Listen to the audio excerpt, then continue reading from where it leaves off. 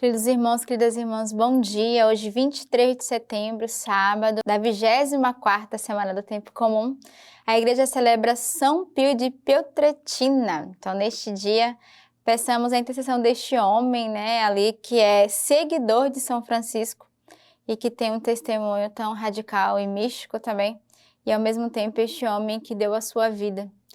Peçamos nesse dia a sua intercessão, e hoje também sábado, dia dedicado à Virgem Maria, dia em que pedimos a ela a intercessão para cada um de nós. Estamos aí no mês de setembro, mês da Bíblia, mês em que nos preparamos a cada dia a meditarmos a sua palavra a cada manhã, através da Lexio Divina, essa leitura orante da palavra de Deus. E você é convidado neste mês, vários dias eu tenho falado da importância de ser um doador da palavra de Deus, de doar uma Bíblia, de oferecer um compêndio, para que entremos nessa graça de termos o bom costume a cada dia, de bebermos mesmo da graça da palavra, e a igreja já nos dá um método, já nos orienta, já nos dá as leituras e as palavras de qual nós somos convidados a cada dia estar em comunhão com a igreja no mundo inteiro. A primeira leitura de hoje, ela é retirada da primeira carta de São Paulo a Timóteo. Eu te ordeno diante de Deus, que dá a vida a todas as coisas, e de Cristo Jesus, que deu testemunho diante de Pôncio Pilatos, numa bela profissão de fé. Guarda o mandamento imaculado, irrepreensível, até a aparição de nosso Senhor Jesus Cristo, que mostrará nos tempos estabelecido o bendito e único soberano, o Rei dos reis e Senhor dos senhores, o único que possui a imortalidade, que habita uma luz inacessível que nenhum homem viu, nem pode ver. A Ele honra e poder eterno. Amém. Então é bonito porque essa semana toda a gente tem meditado com a carta de São Paulo a Timóteo. E é interessante porque ele sempre começa fazendo uma exortação, dando uma instrução, e mais uma vez ele começa dizendo: eu te ordeno diante de Deus, que dá a vida a todas as coisas, e de Cristo Jesus, que deu testemunho numa bela profissão de fé. Então ele faz esse convite também a cada um de nós, a darmos a nossa vida, a renovarmos a nossa profissão de fé, a guardarmos o mandamento imaculado e irrepreensível até a aparição de nosso Senhor Jesus Cristo. Então ele já prepara o seu povo, ele já prepara para a vinda do Senhor, mas a vivermos desde agora nesse testemunho que somos convidados a dar, a reconhecer essa escolha de Deus em cada um de nós. E ele termina a leitura dizendo: a Ele honra e poder eterno. Amém. Somos convidados a todos os dias a reconhecer o Senhor como esse Deus de poder, em que somos convidados a levantar, a clamar a nossa voz e a dizer: Senhor, a Ti toda a honra, toda a glória, todo o poder, porque Tu és o Rei dos reis, Tu és o Senhor dos senhores. És Tu, Senhor, que nos salva todos os dias. O salmo de hoje é o Salmo 99. Aclamai o Senhor, terra inteira. Servi ao Senhor com alegria e de a Ele cantando com gritos jubilosos. Sabei que o Senhor é Deus, Ele nos fez e a Ele pertencemos. Somos seu povo, rebanho do seu pasto. Entrai por suas portas dando graças, com cantos de louvor, pelos seus átrios. Celebrai e bendizei o seu nome. Sim, porque o Senhor é bom, o seu amor é para sempre e sua verdade de geração em geração. Então aclamemos ao Senhor, bendigamos a Ele, peçamos essa graça de servi-lo com alegria. Como diz o próprio salmista, nesse convite de gratidão, a reconhecer que o Senhor é Deus e a Ele nós pertencemos. A Ele somos convidados a render a nossa gratidão, a nossa ação de graças. E com certeza você tem 1000 motivos para agradecer ao Senhor. Primeiro pelo dom da nossa vida, pela oportunidade que Ele nos dá a cada dia, a cada manhã, de nos levantarmos e de recomeçarmos, sem contar a proteção de Deus com cada um de nós, a sua providência que não falha. Então, neste dia, somos convidados, junto com o salmista, a render um grande louvor de gratidão, um grande louvor de ação de graça. O evangelho de hoje é retirado do livro de São Lucas. Reunindo-se uma numerosa multidão, que de cada cidade vinha até ele, Jesus falou em parábolas. O semeador saiu a semear sua semente. Ao semeá-la, uma parte da semente caiu ao longo do caminho. foi pisada e as aves do céu a comeram. Outra parte caiu sobre a pedra e, tendo germinado, secou por falta de umidade. Outra caiu no meio dos espinhos, e os espinhos, nascendo com ela, abafaram-na. Outra parte finalmente caiu em terra fértil, germinou e deu fruto ao cêntuplo. E dizendo isso, exclamava: quem tem ouvidos para ouvir, ouça.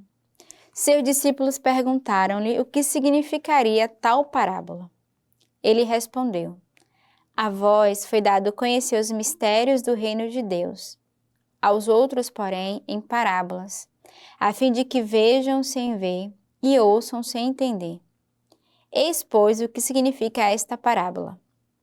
A semente é a palavra de Deus.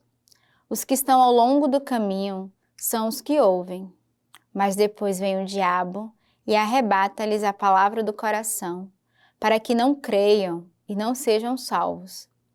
Os que estão sobre a pedra são os que, ao ouvirem, acolhem a palavra com alegria, mas não têm raízes, pois creem apenas por um momento e na hora da tentação desistem.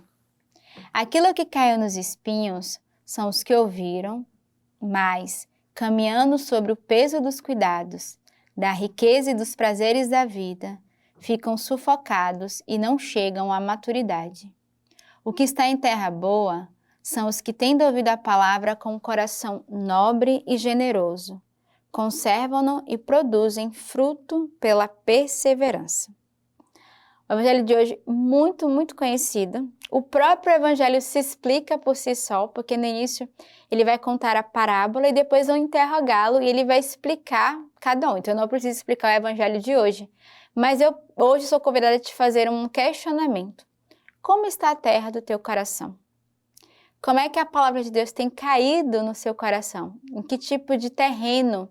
É no dos espinhos? É no terreno pedregoso? Como é que tem de fato caído a palavra de Deus? Qual efeito ela tem produzido no teu coração? Porque é isso que o Senhor vem dizer hoje. Será que ela tem caído pelo meio do caminho e o demônio tem tomado, tirado do teu coração? Será que de fato ela tem caído no meio das pedras que te fazem desistir? Caiu no meio dos espinhos que te sufocam? Ou o teu coração tem sido essa terra boa que tem deixado Deus fazer o seu devido trabalho? Então o evangelho de hoje nos traz uma verdadeira reflexão de como é que eu tenho guardado aquilo que o Senhor tem dado a cada um de nós como instrução, não só através da sua palavra, mas também do dia a dia, dos acontecimentos, da circunstância. Então este dia, de modo particular este sábado, é um dia de reflexão para cada um de nós. Hoje a igreja celebra São Pio de Pietrelcina. Este digníssimo seguidor de São Francisco de Assis nasceu no dia 25 de maio de 1887, na Itália. Seu nome verdadeiro era Francesco Forgione.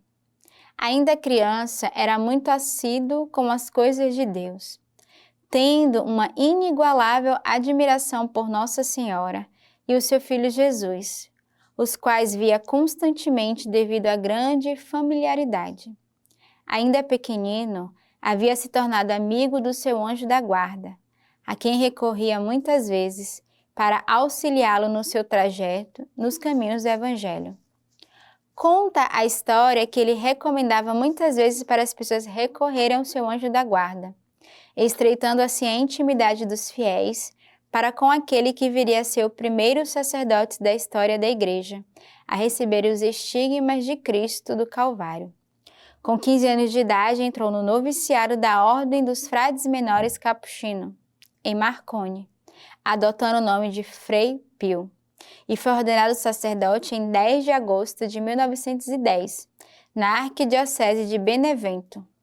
Após a ordenação, Padre Pio precisou ficar com sua família até 1916, por motivo de saúde, e em setembro desse mesmo ano foi enviado para o convento de São Giovanni, onde permaneceu até o dia da sua morte.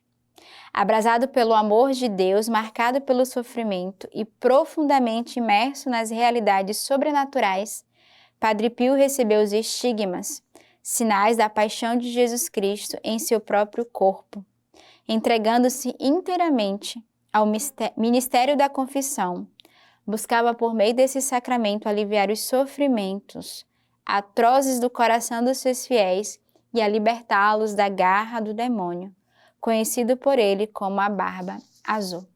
Então, neste dia, peçamos a intercessão de São Padre Pio, este homem que tinha uma grande graça na confissão e uma grande intimidade com o anjo da guarda.